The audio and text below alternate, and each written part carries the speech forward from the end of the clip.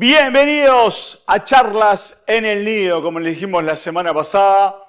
Así que bueno, este encuentro que tenemos los jueves con ustedes, esta nueva forma de comunicación que encontramos hablando de distintas cosas. Hoy tenemos a este señor que seguramente muchos de ustedes lo deben conocer de la televisión, el señor, como dice ahí atrás, Jorge Humía. Jorge, un placer, un gusto y muchísimas gracias por estar acá. Por favor, Alfredo, un gustazo estar. Muchas gracias a vos por la invitación y un saludo a toda la gente que nos está viendo. Vamos a hablar de dos cosas con Jorge. Hoy vamos a estar hablando de la vida extraterrestre, porque él es un estudioso del tema. Incluso después vamos a pasar gráfico con el canal de YouTube de él, donde hay distintas personas que han tenido encuentros, que han visto cosas. Están buenísimo, yo lo sigo y está buenísimo el canal.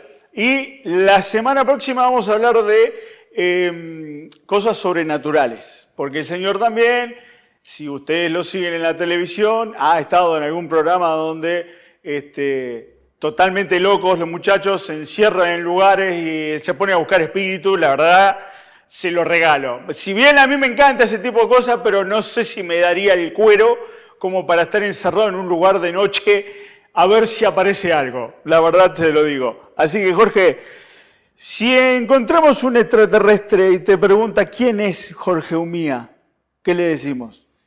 Oh. Bueno, eso es qué linda manera de arrancar una charla, como diciendo, ¿vos quién sos? Estaría bueno que eso sucediera, que me preguntás. Bueno, en realidad vamos a hacer como algo medio básico, pero para resumir y no robarles demasiado tiempo a la gente tampoco.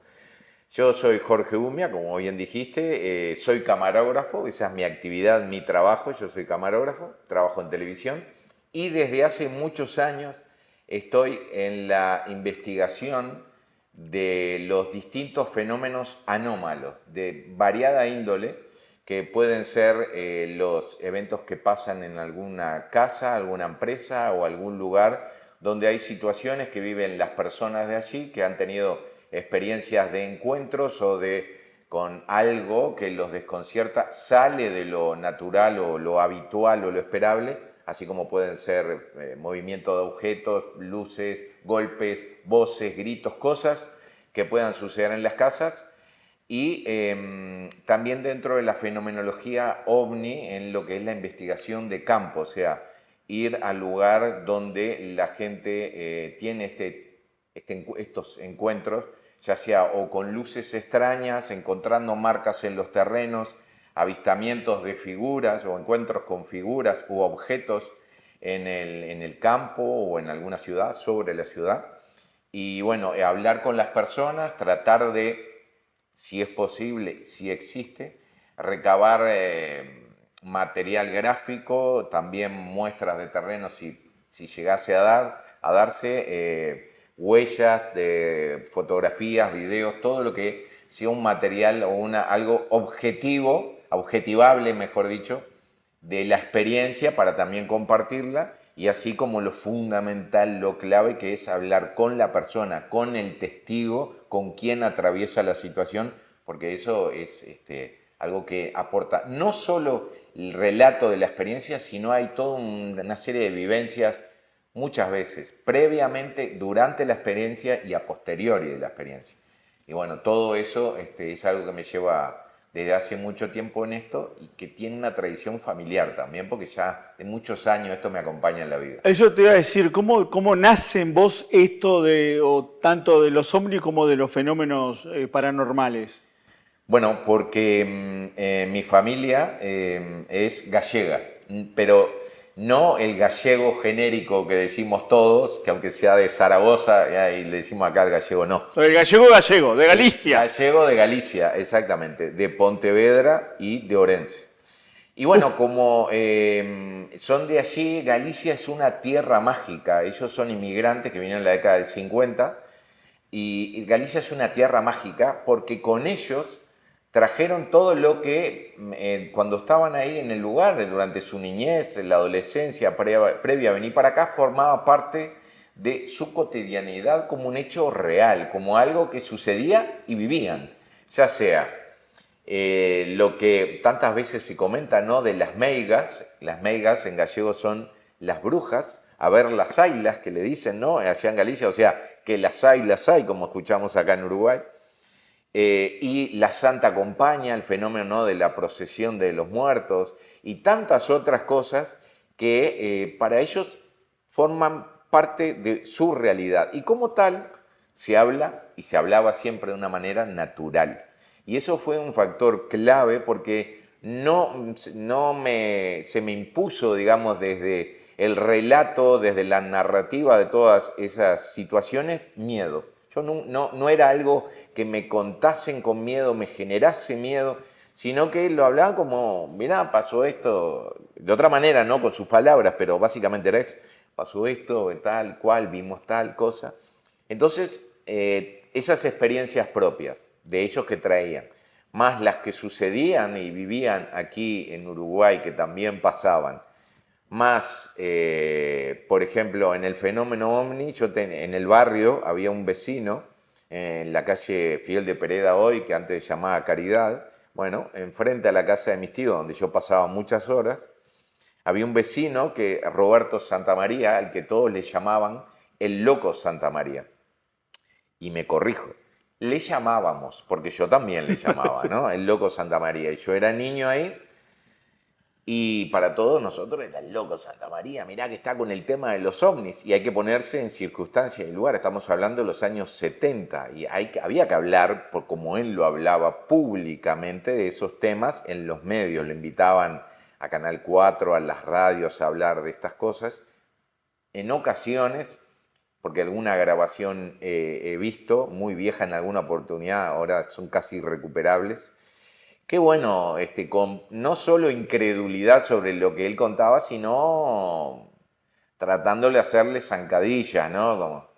Pero ¿qué pasa? Además se sumaba que él era espiritista. Tenía un combo ahí, entonces, que para el barrio, para la sociedad de ese momento, para todo, el loco Santa María. Pero ¿qué aconteció? Cuando yo tenía 10 años aproximadamente, no me acuerdo bien las circunstancias, sería mentir, pero se dio una charla en un determinado momento en que él me dice, no sé cómo llegamos a esa instancia, no me acuerdo la verdad, pero sí sé que me dice, ¿te interesan estos temas sobre el fenómeno ovni, no? Y yo no me acuerdo tampoco qué le dije, pero se ve que le dije como sí, algo más quizás, pero él lo tengo claro y lo tengo bien presente en la memoria, me dice, bueno, vení. Entonces, ¿qué sucede? Él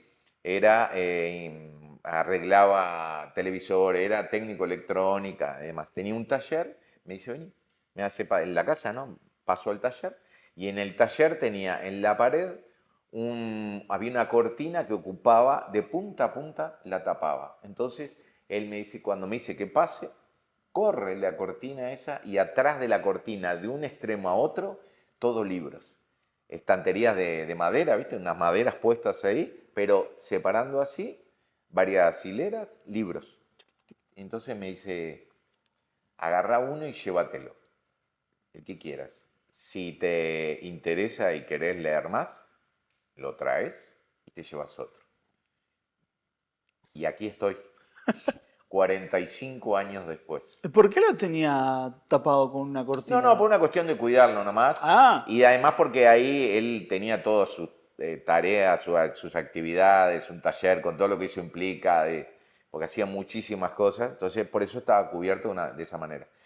Y ese fue mi primer contacto con el tema ovni puntualmente, pero después, además, temas de parapsicología, de fenómenos, digamos, para que la gente nos entienda, fantasmas, fenómeno poltergeist, en fin, un catálogo amplio. Y a partir de ahí arranqué a leer en la librería y buscar que a muchas personas seguramente les suene familiar, a la librería Pocho, a Rubén, a todos clásicos. clásicos, porque la manera que tenía para poder acercarme a ese material, aparte de lo que él me daba, era ir a esos lugares donde venían revistas de España, que a veces la gente después las canjeaba ahí, porque en España nos lleva, por ejemplo, para hablar puntualmente, mucho tiempo de apertura, de distancia, de ventaja. en estos temas, entonces estaban pila de revistas que allí las podía encontrar y bueno, iba a esos lugares y leía, me creía todo lo que leía era verdad para mí. Porque no voy a negar ni voy a decir, todo era verdad y me maravillaba y cosas.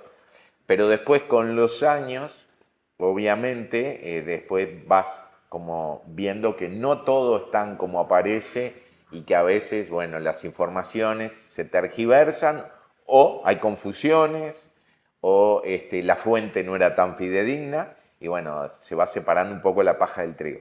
Pero esos son los comienzos que me tienen hoy estando aquí hablando contigo. ¿Cómo está el Uruguay en el tema, hoy vamos a hablar del tema OVNI? ¿Qué tan cierto es eso de avistamientos en ciertos lugares? ¿No? Bien. Me puedo ocurrir la Aurora, como puede haber algún otro donde dicen que hay mucha actividad. Bien.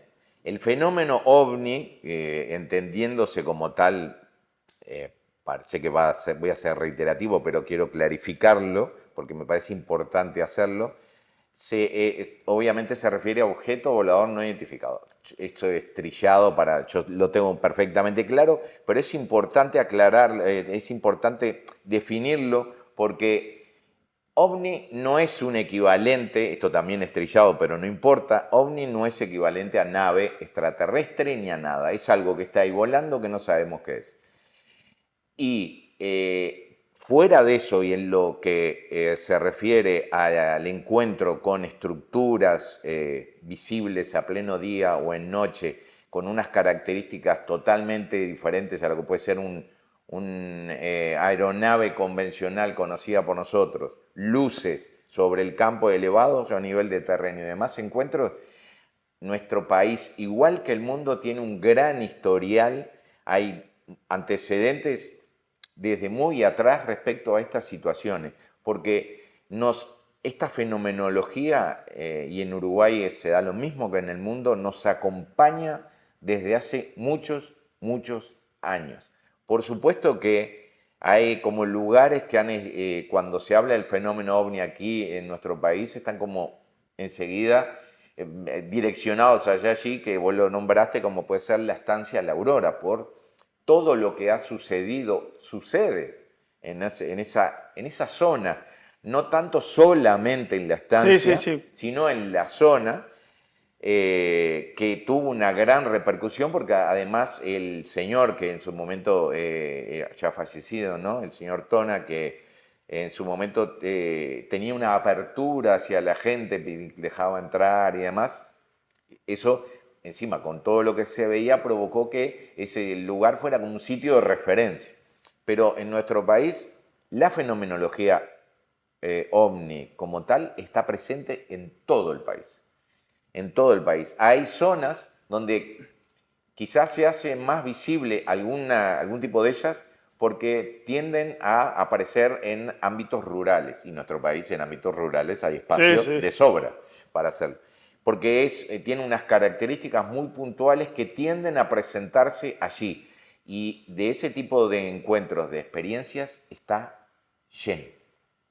Lleno. Y no tienen nada que ver, por ejemplo, en ese tipo de luces o esferas de luz que se presentan en un sitio generalmente bajo o a media altura y que se desplazan, no tienen nada que ver ni con la luz mala, que son esos gases de los huesos enterrados que al entrar en contacto con la atmósfera se iluminan o presentan una luminiscencia, ni tampoco tienen nada que ver con metales preciosos, oro enterrado en los lugares, porque en nuestro país, como en varios de la región, durante el inicio del siglo XX, durante las guerras, la época de los bandoleros y demás, y aparte por una cuestión de desconfianza también a instituciones, era habitual que a veces en las casas cuando había oro, objetos de valor, las personas, si sabían que había delincuentes por allí y que podían llegar hasta ahí u otro tipo de cosas que sabían que era un peligro que se avecinaba, ¿qué hacían?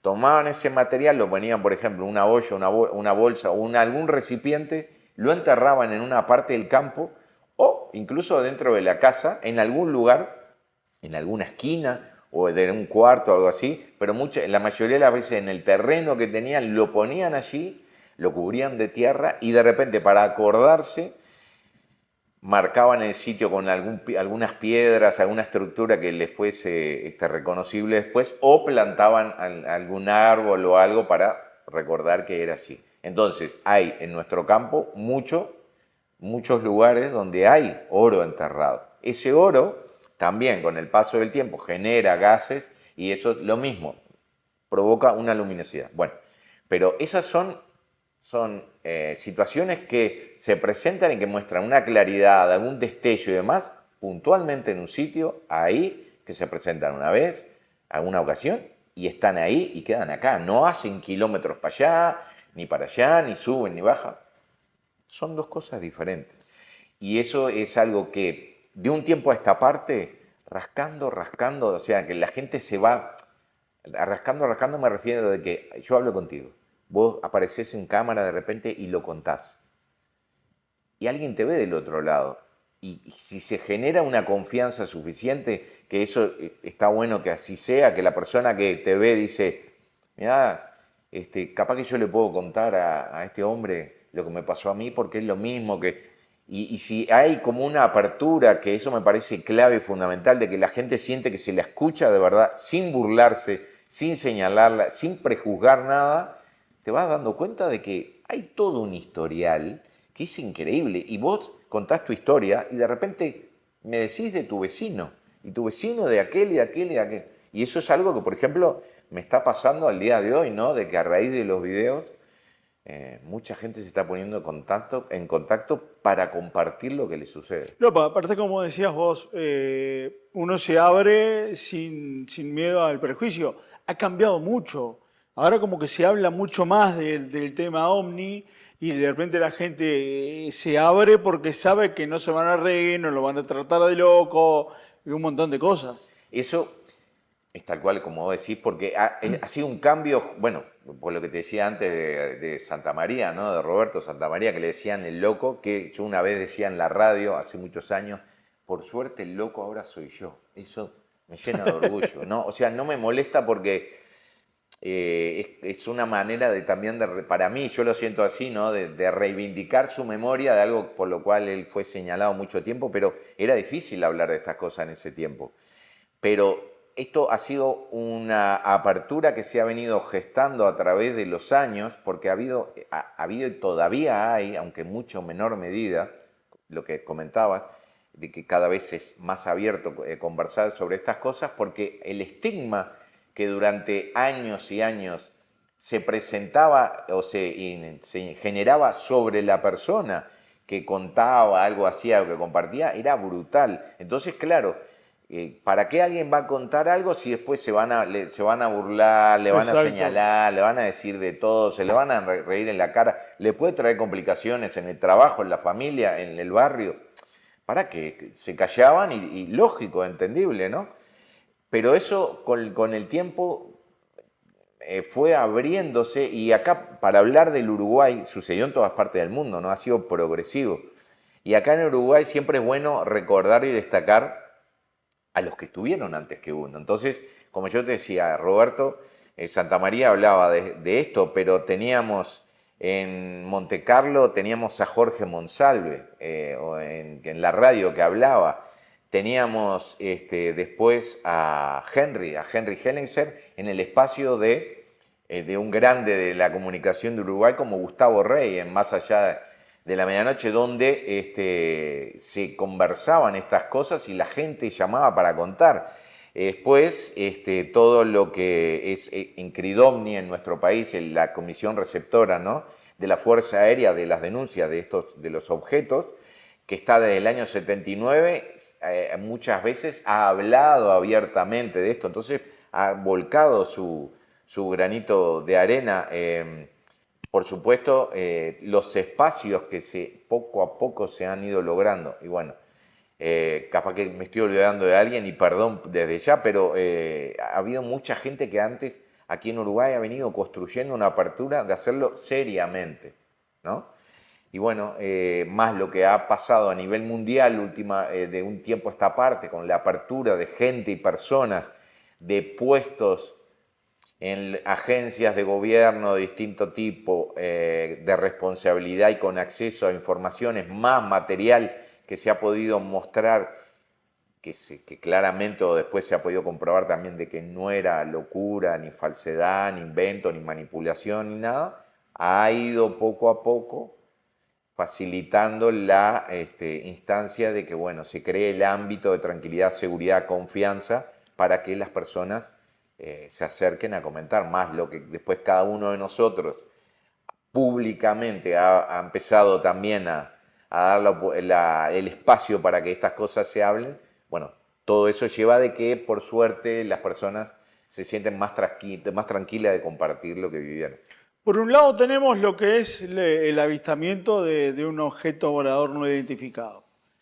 Por otro lado podemos decir, o mejor dicho, la pregunta es, ¿algún testimonio de alguien que haya visto un ser extraterrestre?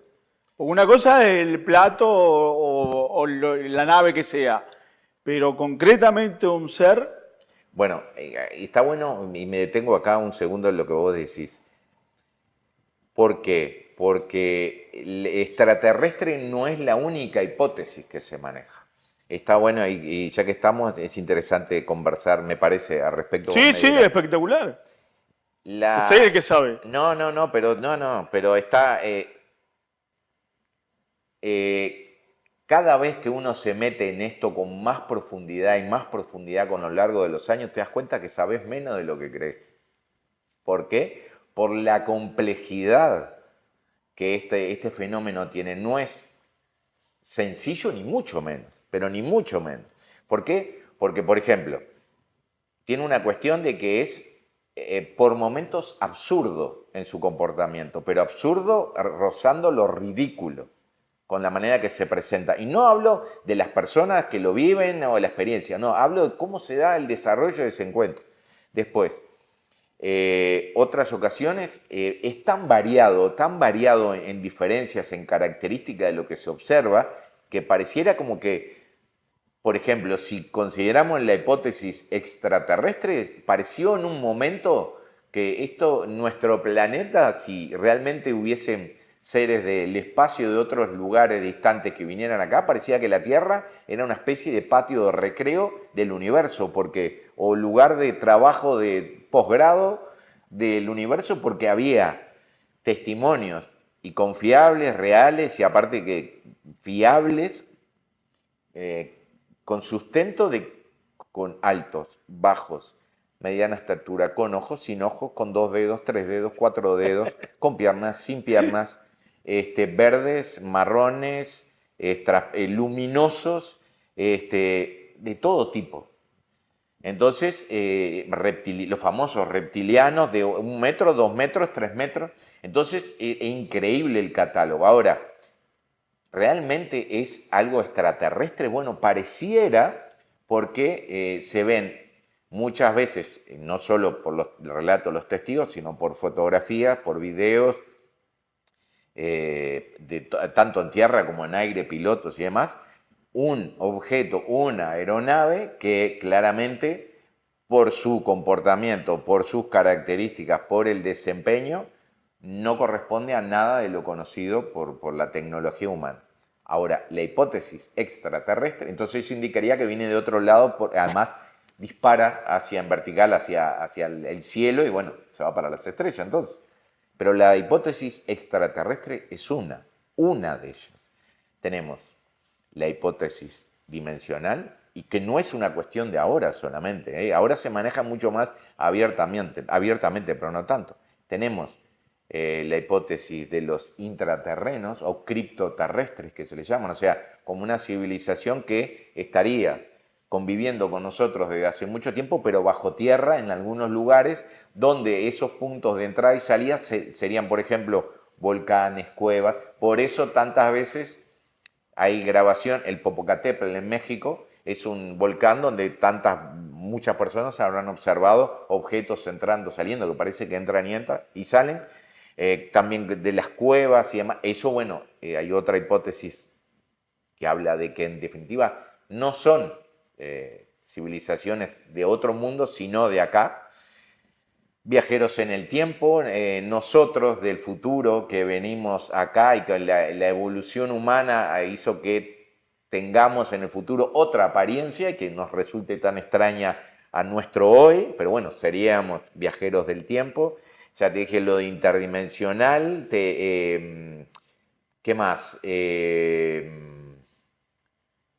Bueno, después estaríamos hablando de otra cosa que vincula a estos fenómenos. Lo que pasa es que es tan amplio, tan amplio. ¿Vos sabés que sí, me estoy dando cuenta de eso? Que hablar extraterrestres es ceñirlo demasiado a algo que honestamente yo no me animo. Capaz que es más de una cosa. Lo que creo yo que seguro, uno pone nave que es de otro planeta y el extraterrestre es un ser que no es de la Tierra. Ya está. Para uno que no sabe nada, claro, es eso. Pero no quiero irme de lo que vos decís. Bueno, te dije lo de viajar en el tiempo, interdimensional, intraterrestre, extraterrestre, porque en definitiva, según en un libro de Caravaca, José Antonio Caravaca, un investigador que es como una especie de referente para mí, o sin una especie, no, un referente para mí tanto en reconocimiento a su trabajo, pero fundamentalmente a lo que me refiero con referente a la forma de actuar en la investigación de campo. Yo lo tengo muy, muy presente a él, a JJ Benítez, que él habla en uno de sus libros, menciona 300 hipótesis. O sea que, imagínate si será amplio. Ahora, ¿han habido encuentros con seres con características no humanas aquí en nuestro país? Sí, muchísimos. De hecho, sin ir más lejos, yo mismo en un programa que estuvimos haciendo justamente en la zona de la Aurora, pero donde esto sucedió está lejos de la estancia, lejos, no es ni mucho menos ahí la estancia, porque además en la estancia en la Aurora desde hace años ya no se puede entrar. Porque, ¿qué pasó? Es todo lo que ahí sucedía, más la amabilidad de las personas, de la gente de la casa, provocó lo que tantas veces sucede. De 100 personas, 99,5, 99,8 iban con curiosidad, ganas de saber, de investigar, de intercambiar, pero hubo ese pequeñito porcentaje, como dice el dicho, no paga justo por pecadores. Bueno, ese pequeñito porcentaje robó a la familia la casa, tanto dentro como ganado, le robaban ganado, y eso es un lugar para vivir. La gente llevó ahí sus tareas, su trabajo, no tenían ningún ingreso, nunca quisieron cobrar estancia como nada. Cualquier estancia del país. Es como si acá en donde estamos te pasaran cosas y vos dejás entrar a la gente, es tu casa, porque querés compartir y cuando te das vuelta te das cuenta que la cámara no está, porque se la llevaron y le robaron adentro, le robaron. Atropello de todo tipo, entonces al final dijeron, se corta porque era imposible de gobernar, ¿no? Bueno. Hablando de cortar, la dejamos para el jueves que viene. Porque se nos fue, es increíble cómo se nos pasa el tiempo. Es que hablo demasiado. No, pero es interesante, eso son las charlas. Por eso le llamamos charla, porque no es la entrevista común de preguntar y de contestar. Es una charla como si estuviéramos, no sé, en un boliche. Bien, está muy bien, está muy bien. Semana que viene me contás tu experiencia. Es un hecho. Jueves que viene, una charla en el nido. Seguimos con Jorge, con el fenómeno OVNI y después vamos a seguir con los fenómenos paranormales. Chao, nos vemos el próximo jueves. Gracias.